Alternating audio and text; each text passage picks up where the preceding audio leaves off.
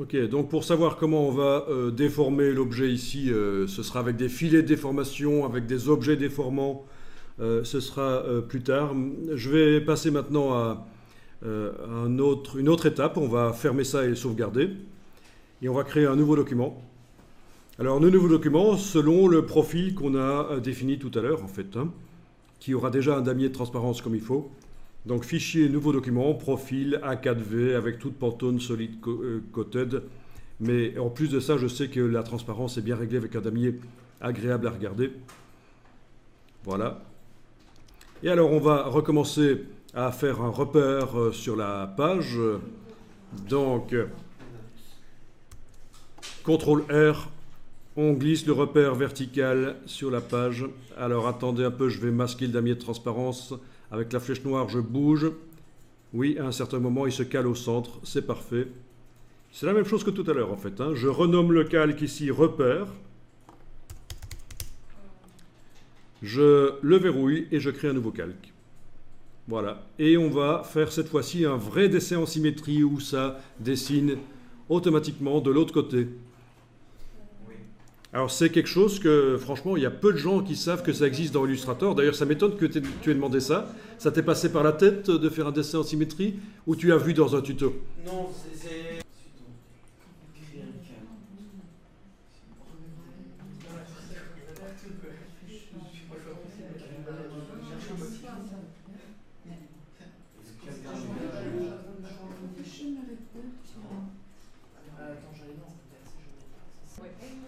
Voilà, je vais l'enregistrer le document et cette fois-ci je vais l'appeler. Ah ben oui, il faut l'enregistrer au bon endroit, attention. Voilà.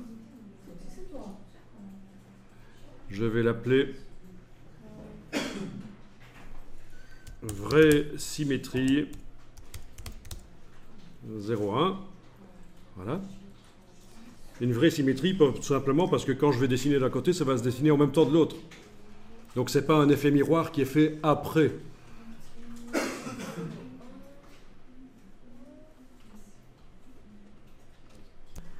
Bien.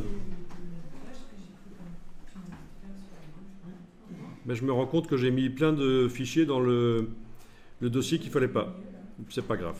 Je vais les transférer d'un dossier à l'autre.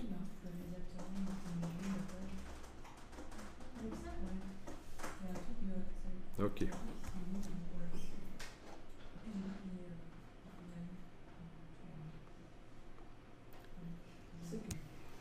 Bon, passez en affichage CPU, puisque votre carte graphique ne fonctionne pas bien en GPU. Il est possible que le nouveau document, le document qu'on a mis dans la liste des nouveaux documents là, il est d'office réglé pour être en affichage GPU. Donc à chaque fois que vous allez en créer un, il va revenir en affichage GPU à la place de CPU. C'est ennuyeux, mais bon. Ça doit être CPU ou GPU? Donc ça doit être CPU chez vous. C'est-à-dire que dans le menu affichage, il est indiqué aperçu avec le GPU, puisque ça vous propose d'aller vers l'état dans lequel vous n'êtes pas. Si vous êtes en aperçu CPU, ça va vous proposer aperçu avec le GPU. Ben oui. Et moi, je suis en GPU, c'est marqué là sur la barre de titre, voilà, aperçu GPU. Et donc ça me propose d'aller vers l'autre type d'aperçu. C'est comme ça que ça marche. Bien, alors on va mettre une droite sur le repère. Donc je vais zoomer sur ma page ici. Pas trop quand même, hein, zoomez pas comme ça. Là je suis déjà à 12 000%. Je suis en train de voir une très petite portion de la page. Quelle portion de la page je suis en train de voir? Vous essayez, menu fenêtre, navigation. C'est comme dans Photoshop, vous avez une palette qui vous permet de voir, de visualiser ce que vous êtes en train de regarder. Allez-y dans menu fenêtre, navigation, palette qui d'ailleurs peut s'agrandir et se mettre sur tout un écran si on veut. Si vous avez plein d'écrans connectés à votre ordinateur, vous pouvez avoir une des palettes, un des écrans qui montre la palette en grand. Mais bon, ici, je vais quand même la faire plus petite. Et donc, voilà, quand vous zoomez en arrière, en avant, le rectangle rouge vous montre quelle est la partie du document que vous êtes en train de regarder. D'accord? Amusant, ça, hein? Pratique. Oui, encore plus pratique que ça, parce que le rectangle, évidemment, comme dans Photoshop, on peut le déplacer pour passer d'un endroit à l'autre du document. Bon. Mais je vais la fermer ici, c'était juste pour vous montrer qu'il existe cette palette navigation. Donc, je disais que je zoome à une taille normale sur la page, et je vais prendre la plume basique, là, voilà, celle-là. J'enfonce la touche verrouillage majuscule sur le clavier, je me mets sur le repère et je clique sans bouger la souris. Je n'appuie plus sur le bouton de la souris, j'ai juste cliqué, j'ai mis un point. D'accord? C'est l'axe. Donc j'ai mis le point sur l'axe, exactement. L'axe de symétrie. Et puis là, je dois décider, tiens, je vais dessiner sur la droite ou sur la gauche? Ok, bon, je vais dire, tiens, je vais dessiner sur la droite. Alors je vais mettre un point à la parfaite horizontale, comme ça, pas trop loin, juste comme ça. Je clique, et voilà, on a fait une droite. D'accord? Ah, je croyais qu'on définissait en fait. Une fois que j'ai fait ça, j'active la flèche noire, j'ai terminé mon tracé. Donc je viens juste de créer un petit trait, là, constitué de 2 points, et un des points est sur l'axe vertical, le repère. Voilà, c'est intéressant, tu n'arrivais pas à dessiner ta ligne parce que tu n'avais aucun calque qui était activé. Il faut indiquer sur quel calque on veut le mettre en cliquant sur lui simplement. Ça, c'est comme dans InDesign, il faut indiquer sur quel calque on va mettre l'objet. Parce que techniquement, il est possible de n'avoir aucun calque activé si on clique sous l'empilement des calques. Alors voilà, on va mettre à ce vecteur une couleur de contour. Aucune couleur de fond, donc la diagonale est là sur le fond. Et je mets la case contour à l'avant-plan, je vais lui mettre une couleur de contour. Donc, je vais dans la palette nuancier, menu fenêtre nuancier, et je vais choisir de mettre une couleur. Voilà. L'épaisseur pas trop épais, mais en tout cas, voilà, il y a un contour sur ce tracé maintenant. Vous allez voir que c'est super important qu'il ait une couleur, parce que sinon on ne verra pas son miroir en temps réel. Donc, mon objet est sélectionné. Je vais lui appliquer un effet spécial. Alors, je vais aller voir dans la palette aspect, menu fenêtre aspect. Cet objet, actuellement, n'a pas d'effet spécial sur lui, ni sur le contour, ni sur le fond. OK. Mais de toute façon, l'effet spécial, je vais le mettre sur tout l'objet. Parce que je veux symétriser tout. Je veux que si je mets un contour ou un fond sur la partie de droite, ce soit symétrisé, le contour et le fond sur la partie de gauche. Donc, contrairement à ce qu'on a fait juste avant, l'effet spécial va se mettre en fait sur tout. Donc, tracé, c'est ça en fait, c'est tout l'objet.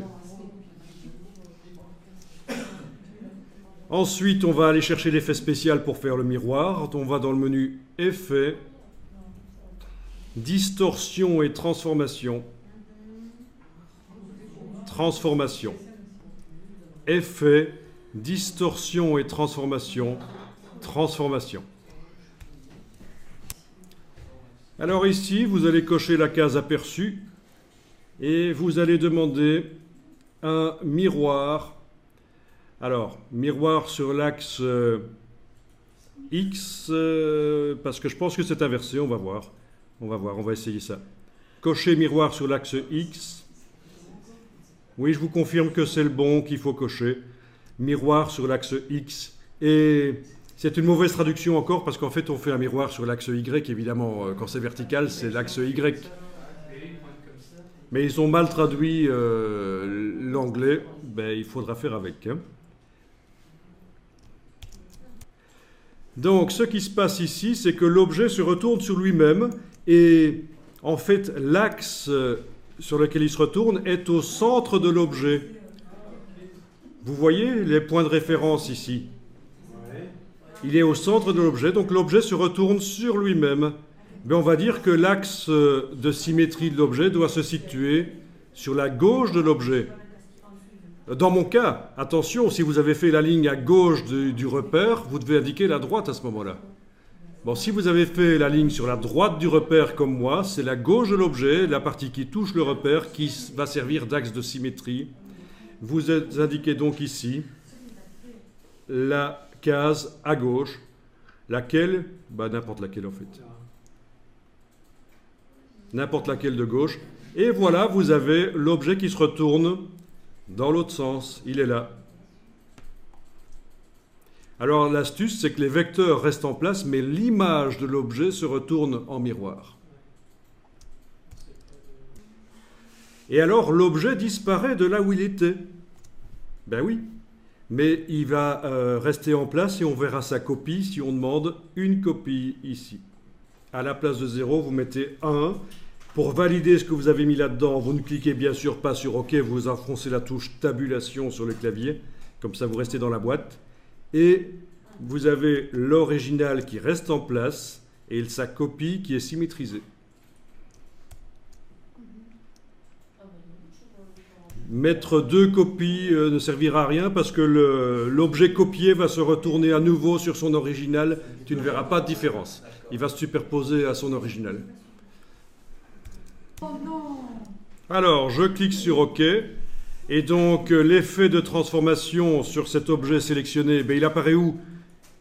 Dans le fond ou dans le contour? Ben non, aucun des deux. Il est sur l'objet, donc il est en dehors du fond et en dehors du contour. Contrairement à ce qu'on a fait précédemment, l'effet de grain photo qui avait été mis sur un des fonds. Qu'est-ce qu'on avait fait d'autre comme chose? On n'a pas encore mis... C'était la première fois qu'on mettait un effet spécial sur un fond, en fait, hein, avec le lézard. Bien. Et donc, à partir de là, je dois prendre la plume et je vais dessiner mon lézard. Ou je peux continuer aussi avec le crayon, ça peut marcher, puisqu'on l'avait fait au crayon. Alors, je zoome en arrière quand même. On va dire ça, c'est la tête de mon lézard. OK. Je prends le crayon, je démarre avec le crayon là. Voilà, je dis que je reprends le tracé, d'accord? Vous voyez? Et quand j'ai le crayon qui est là, je commence à tracer. Évidemment, ça ne marche pas. Erreur de ma part. Oui, si, ça marche comme ça. Quand je lâche le crayon, on voit. Mais ceci dit, avec la plume, oui, c'est à peu près la même chose avec la plume. Vous faites, quand on dessine, on voit au fur et à mesure, chaque fois qu'on lâche le bouton de la souris.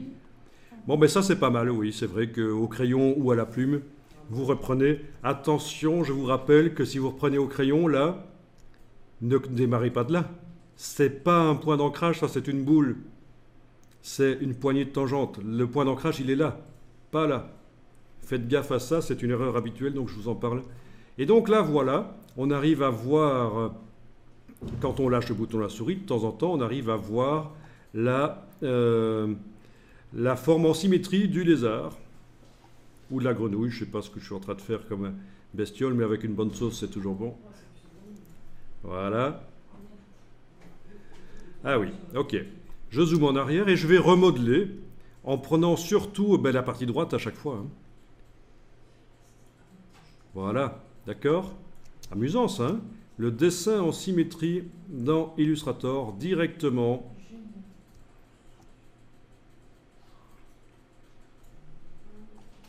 Ok. On peut aussi prendre la flèche blanche, aller englober, cliquer à côté, englober certains points, faire plein de choses. Outil rotation ici, je clique, je tourne. Et voilà. Je recommence.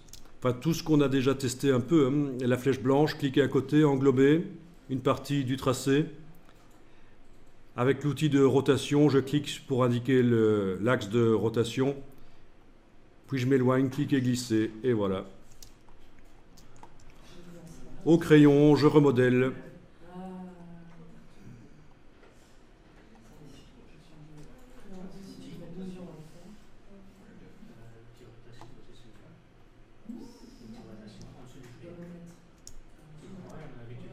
N'hésitez pas à sortir du plan de travail. On s'en fout du plan de travail, ça n'est pas important.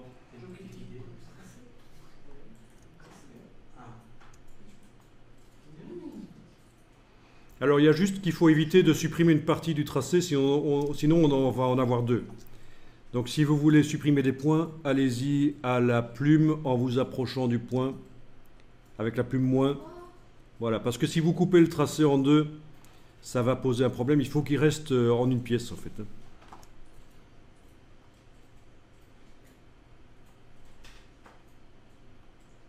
Il n'est pas interdit de sauvegarder de temps en temps quand on fait ça, de manière à ne pas tout perdre.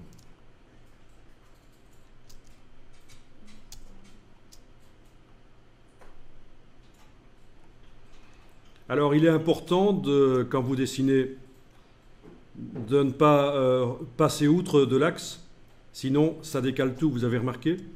Regardez, j'annule et je vous remontre ici. Si je dessine la tête du lézard comme ça, je la remodèle, mais je m'arrête à l'axe. Ok? Je m'arrête sur l'axe.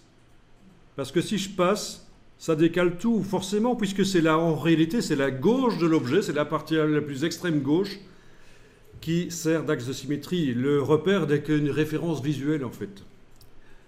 J'annule. Il faut donc faire bien attention à ne pas aller au-delà de l'axe. Et alors aussi, si vous voulez que le tracé soit dans le prolongement de l'autre côté, il faut attaquer perpendiculairement. Parce que si vous faites un truc comme ça, sans attaquer perpendiculairement, ben vous avez des pointes, forcément. Logique, hein? Voilà, c'est des choses bizarres.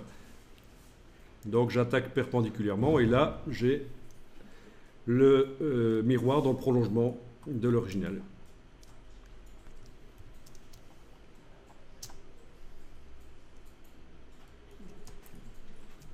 Et pas chouette mon lézard, je vais quand même lui faire des ailes après, etc.